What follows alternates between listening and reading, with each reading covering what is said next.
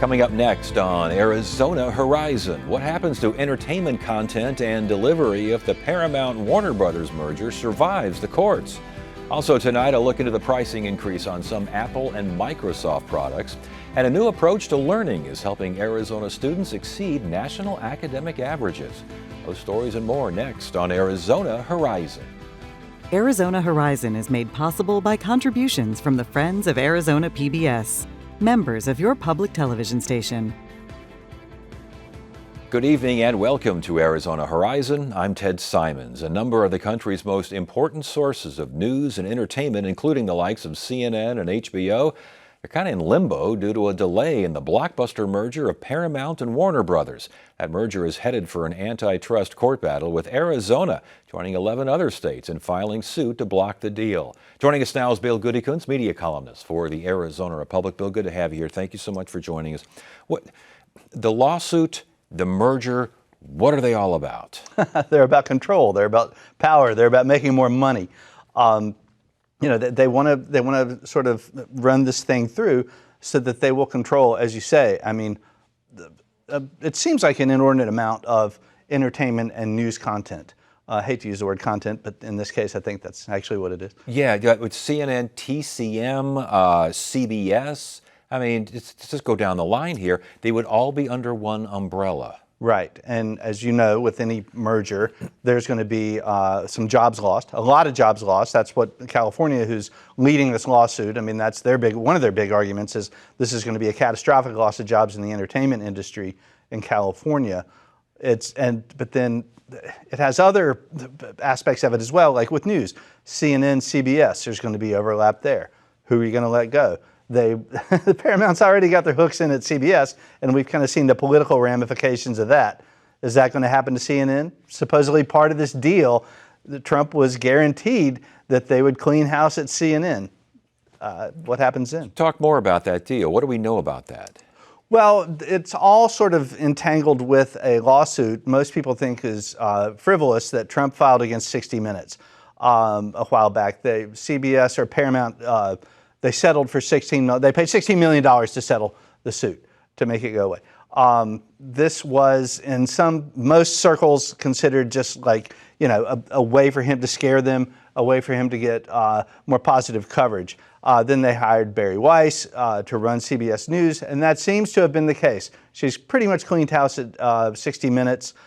She's putting in a lot of people in place from the Free Press, which is the sort of anti-woke publication that she founded. And I think that people at CNN are rightly afraid that might happen to them. CNN's a big target of Trump's, as you know. Indeed. Now, as far as the lawsuit, Arizona and again 11 other states saying that this stifles competition, yes, but also hurts things like independent movie theaters and this sort of business because why? Because you wouldn't make as many movies. The same thing. There would be overlap. This thing is going to produce an incredible amount of debt. And you're not going to go out and spend a whole bunch of money on like an indie film, or that, it wouldn't be an indie if it was a studio, but you're not going to spend a lot of money on a medium-sized film if you've got all this debt that you've got to pay off. And it's just, basically, the state's argument is that it kills competition. Okay, but Paramount is basically saying it would increase competition. It would be good for competition. I don't think that's their best argument. I don't think that there's any way that anybody thinks that that's going to happen. They do, in this form, though, they say we need to do this to compete with the Netflixes of the world. Yes. They also say that regulators, both here and around the world, have already given their okay on this. Is that true? Yeah, well, I think there's still some things going on around the world. The U.S. government has given their approval to it, but that is not a surprise. I mean, they've done everything. I mean, it's the Ellison family. They've done everything they can to appease Trump and to make sure that this thing goes through smoothly. So it was not a big surprise that the regulation was approved. If this big behemoth becomes real, what happens to the non-behemoths in Hollywood? Nothing good. I mean, are they going to be able to? I think it hurts competition all the way down the line. And I think that who is going to be able to make movies? Who's going to be able to make TV shows? And where's a good reporter going to get a job? Which is something that, Indeed, but for those of us sitting on the couch and we're trying to figure out what to watch or something like that, you got your HBOs and all this kind of bill. Everything's streaming now these days. How would a merger like this, again, if it survives the court, How would this affect what you're watching, when, where, why, and how? At the moment, as you say, no effect right now. Things are going on. I think in terms of entertainment, you'd probably eventually have fewer choices because less product is being made. I mean, you look at what happened during the pandemic. I mean, people stopped making movies. There weren't as many choices for a long while at the movie theater. If you like to watch TV news, it's certainly not good for CNN and CBS because there is certainly the implication that the thumb is on the scale in terms of their coverage if this goes through. It's already happening at CBS News. I don't think anybody can really argue that. But putting your thumb on the scale to a certain degree, at some point there's a limit and you start getting, reverse results here. Eventually people are going to go, wait a minute, this is just state-sponsored. I guess you got Fox, though, and you got a big success there, don't you? Yeah, maybe it hurts competition. Yeah. Maybe they don't want the competition. CNN has long been just a particular target of Trump's, and I think that that's a big part of this, and that's what he wants to see CNN taken down a few notches. The diversity of stories, the diversity of voices, characters, just that one word, diversity, does that take a hit? Well, I mean, I think you can look at see what's happened to diversity in the last few years. They've been fighting it at every turn. Of course, it does. And again, if you're making fewer projects, fewer people are making them. So, I mean, well, the nature of entertainment, and as you well know, Bill, this is your beat here. The nature of entertainment and delivery, especially, seems to have changed so much, so quickly. What does this do within that dynamic? Well, it has changed. I mean, my kids grew up not knowing what a TV network was. They just watch what they want to watch when they want to watch it. That's how they want to do it. I think that what this would do is it would further consolidate it. I would think that some of those networks would probably go away, or they would be sold off. There is some talk that if they're willing to sell off CNN, that might sort of grease the skids a little bit more for the states. But the states, at the moment at least, are saying that that's not enough. That won't do it. And we're talking about what happens, last question here, we're talking about what happens if this does survive the court. If this doesn't survive the court, what kind of ramifications? Well, some of these folks are going to lose a lot of money, like billions of dollars. So I mean that'll happen, and then I think it'll be. I mean, I think that they're still going to be seeking. Warner Brothers, I think, is still going to be looking for somebody, for a partner somewhere. But I don't know what would happen in the wake of that. If they find another partner, though, are we talking about the same thing, or is Paramount just so big? Paramount is just so big, and I mean, at one time this was going to be a Netflix deal. Yes, it was going to be Netflix and Warner Brothers, and then that the government got involved in that, and then they went with Paramount. So at that point, I mean, I think we're back to the Wild West. I mean. Back to I don't know if we ever left the Wild West. We West. haven't, but yeah. But these guys. Bill Goodicke, Arizona Republic. Good to see you, man. Thanks for joining us. Thanks, Ted.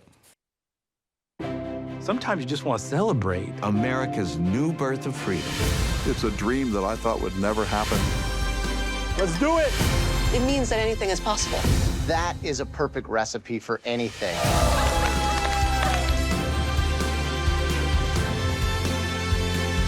That's only part of the story. Everything looks absolutely stunning.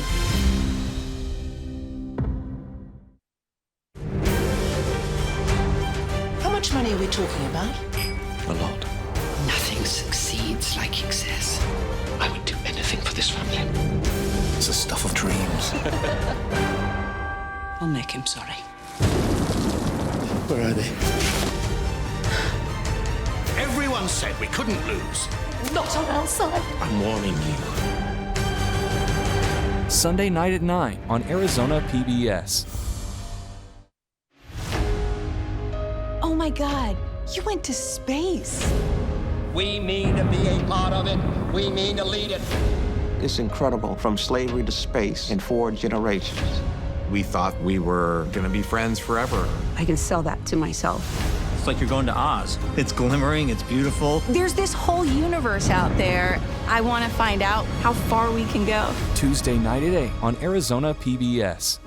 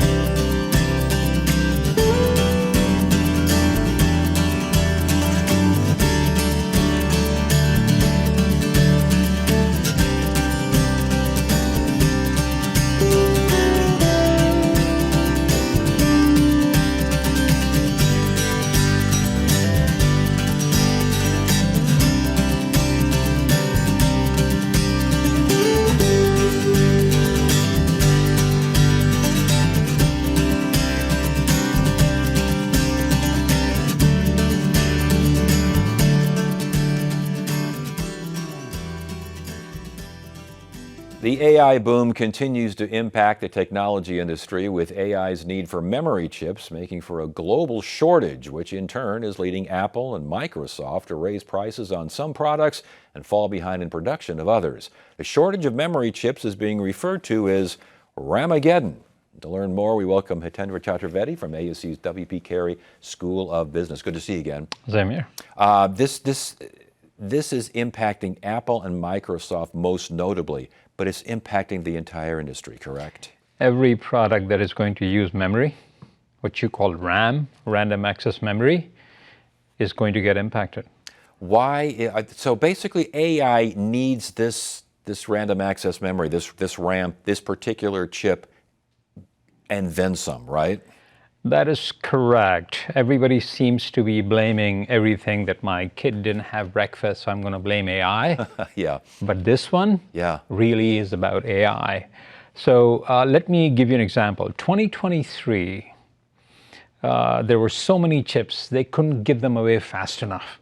Just in 3 years, AI has come in. And just in the last 1 year, they have committed about $750 billion for AI infrastructure, servers, and so on and so forth. And that's where you're hearing a sucking sound of memory requirement. And that's what's causing, one of the biggest reasons is AI's demand for memory chips. How many companies out there make these memory chips? There are 3 companies that control 95% of the market. 2 of them are based in Korea, and one's here in the US. So the 2 in Korea, Samsung and SK Hynix, there are hotels around where their headquarters. And most of these tech executives have been camping over there for months.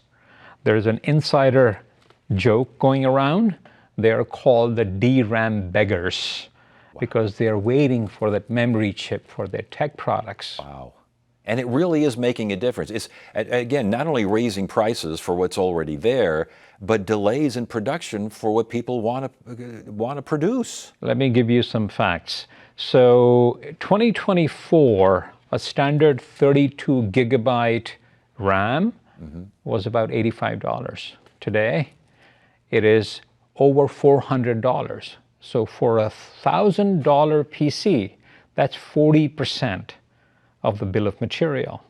In many cases, the cost of memory is now exceeding the cost of central processing unit, CPUs. Yes. We got the TSMC plant out there. There are cranes everywhere. It's building chips, and more chips. Different type of chips. They're not doing storage chips at all? No, they're not. Here is why this is such a supply chain problem. Let me explain to you. What happens is that 2023, when the glut happened, so Samsung, Micron, SK Hynix, they said, we are not going to increase capacity of memory chips. So they make 2 types of chip. One is called high bandwidth memory, HBM. There they make 3 times more profit than a standard RAM. If you made 100 of them, 100 of a certain product, and one gave you 3 times of profit, the other did not, what would you do? That's what these guys are doing. So how long are these guys going to be doing this? Ooh. The problem is that if you look at a fab to make memory, average investment is about $20 billion. Holy smokes. And it takes 3 to 5 years to build it. Now let me give you the bad news then. The realistic scenario is that 2028, worst case scenario, if the AI boom keeps on going up, 2029, 2030, before we see any significant price decreases. So this Christmas, if you're hoping for a gadget with a memory to give as a gift. Yes. Does that mean that innovation in the computer world, let's stick with computers, PCs, and laptops and notebooks. Does that mean innovation is stifled? Does that mean that what you have now is what you will get later? It's not about innovation. What manufacturers are doing, what they're doing is that if they were selling you a $1,000 PC with 32 gigabyte of RAM, they're going to tune it down. They will give you 16 gigabyte of RAM for $1,000. So your machine now is going to be slower. Yeah, and I would imagine that we're talking about Apple and Microsoft because those are the biggies, and I would imagine those are the biggies that are in those hotels around Samsung there in Korea. But what about the little guy? How is the little guy getting hit by this? Oh, high prices. So there are only three things they can do, right? They can either jack up the price, or they can tune down the specs a little bit, yeah, or they can take a profit cut. They're doing all three. The smaller guy is going to have to raise the price, and if people don't buy it from them, we have a big problem. Last question here. I mentioned, innovation and how this could mitigate it. Would this also keep the startups from starting up? Startups will have to get used to working with products with a lower spec. So people who are getting into graphics, it's a very interesting cycle. AI companies want us to use AI, and they require faster memory. But the products that we are getting will have slower memory or less memory, so slower product. So in effect, it's going to impact the AI companies. But here's an interesting example, another reason. OpenAI's Stargate project, which is coming to fruition, they have already purchased future contracts up to 40% of the total capacity of these companies. Holy smokes. I mean, this is a new normal, Hitendra. 40%. Get used to this landscape, huh? This is not like gasoline prices that today the price goes up, tomorrow it goes down. This is a long-term problem. Hitendra Chaturvedi again, W.P. Carey School of Business. Thanks for all the great news there regarding my PCs. Thanks for being here. We appreciate it.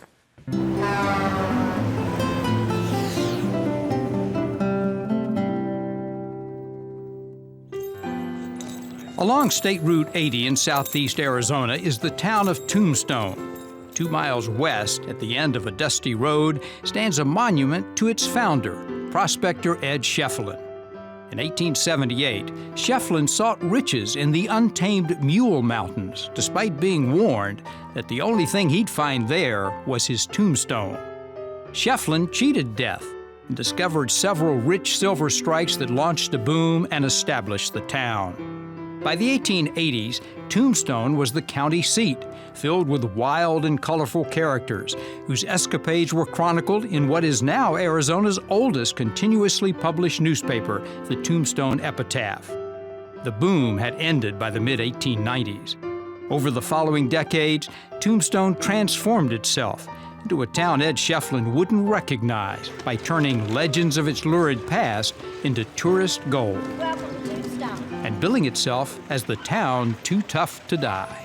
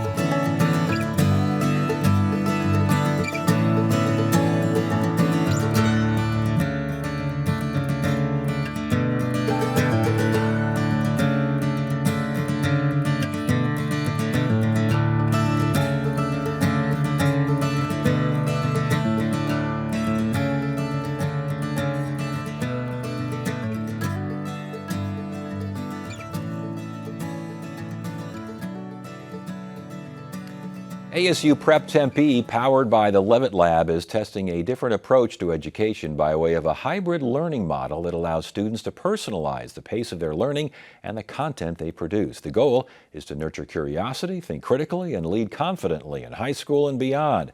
Joining us now is Betsy Fowler. She's Chief of Staff at ASU Prep. Good to have you here. Thanks for joining us. Thanks for having me. So this ASU Prep, I get it. What's the Levitt Lab? So you might recognize the name in that title. Levitt is referencing Steve Levitt, author of Freakonomics, who is a collaborative partner with us. ASU Prep Tempe is our main name of our campus, but we're collaborating with Steve and his community out of the University of Chicago's Risk Center.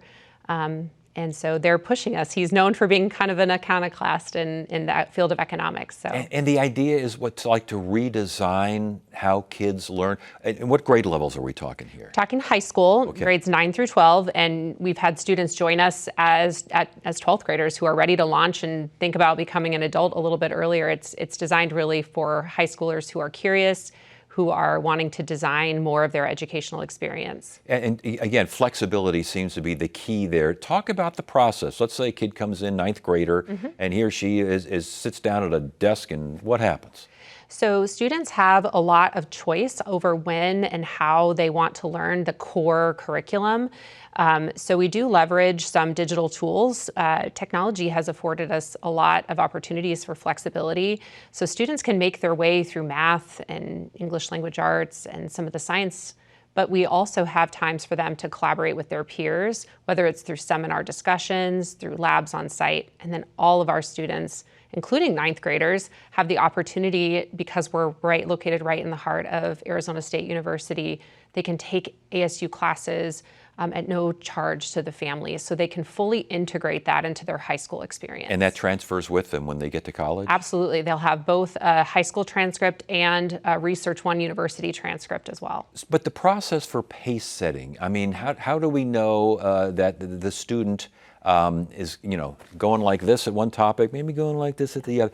How do you work that? So our teachers, we call them guides because we still want to have language matters. So we want them to feel like they're coming alongside our students who are learning how to set the skills to set pace and to make good choices with their time. So we help them a lot to learn the skill set. They don't necessarily come in with that skill set, but we call them like pace plans, where it references, you can do this at your own pace, but if you want to finish, a typical amount of credits in a year, here's really where you should be by October and by December. So we help give them a lot of one-on-one support along the way. Now, in reading about this, I found out that it sounds like there are no grades given. Is that true? Well, we still need students and families and ultimately universities, as students are going to college, to understand what is it that students know. Our goal is for students to not play the game of school and try to do the minimum amount of learning that it takes. We got some big problems we got to solve in the world now. We want them to really focus on actually learning. So we don't have A, B, C, D, F like maybe a typical school does, but we use the terms mastery and proficient. But there's really clear targets so students understand, what does it mean to be proficient in math? What does it mean to be a master of math? So there's targets and feedback so that parents and students know where they are, but maybe a little less easy to game the system. Yeah, I was going to say, because there has to be some assessment here. You got to figure out where the kid is. Oh, absolutely. And they're still taking university courses, and depending on the professor, they may not see that. So we want them to be ready in both spaces. We want them to learn, but we want them to be ready for college. And just real world readiness. I noticed that like something like financial literacy, which I don't understand why that isn't taught to every kid at any time. I mean, it's a big deal once you get out there into the real world. Big deal here? Absolutely. We want students to be ready to launch not only for their academics, but also for the real world. So part of that is studying things that are relevant to them, and they get to do projects called in-depth explorations where they get to be project managers. Maybe one of the groups spent a whole year filming, writing and producing a horror film. And they learned so much about budget and time management and how to manage people and how to write scripts. So we're letting them learn, kind of getting to try out different careers and things they're interested in while they're still in high school, so that they're ready for whatever the future holds. What kind of results have you seen as far as, are assessments taken? What have you seen? Yes. We are, ASU Preparatory Academy is a public charter school. We still participate in all of our state assessments, and we also benchmark them using national benchmarks. Many schools use those in-house, and we're seeing exponential growth outpacing their peers on those standardized assessments. One of the questions I've always had about, like, let's say homeschooling, it's the social aspect, fun, well-being, a lot of kids around doing kid things. How does that factor into here? Community is a huge deal at the Levitt Lab, our ASU Prep Tempe campus. Our students participate weekly in seminar discussions. We call them open exchange, where they're sitting around a table with their peers in person, real time, talking about some of the biggest problems facing our society today. And so they have that opportunity. They can work collaboratively on their in-depth explorations. And then, of course, they're together on the college campus. So many of them are taking classes together, and they do fun things. They have a prom. They get to make whatever experiences they want. But I would say maybe a little bit different than other schools. Our students really get to drive the fun that they want to have together. All right, Betsy Fowler, ASU Prep. Learn more real quickly. Website? asuprep.asu.edu. Sounds very good. Thanks for joining us. We appreciate it. Thanks for having me. You bet. And that is it for now. I'm Ted Simons. Thank you so much for joining us. You have a great evening. Because kids will always be more curious, Arizona PBS